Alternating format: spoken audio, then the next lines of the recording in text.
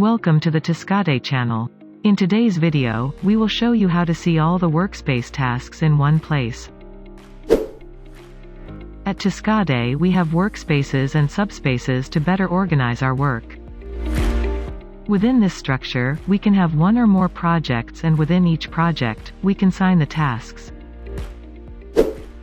We can see all the tasks of a workspace, regardless of its project, in one place. It is enough that it has a deadline or is assigned to a user. To begin, we must assign responsible or deadlines for the tasks. We can do this for several projects.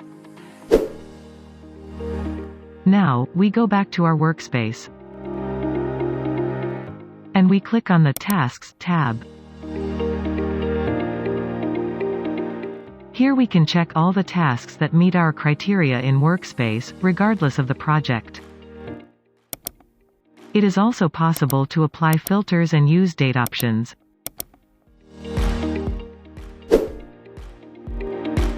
Taskade, turn ideas into action.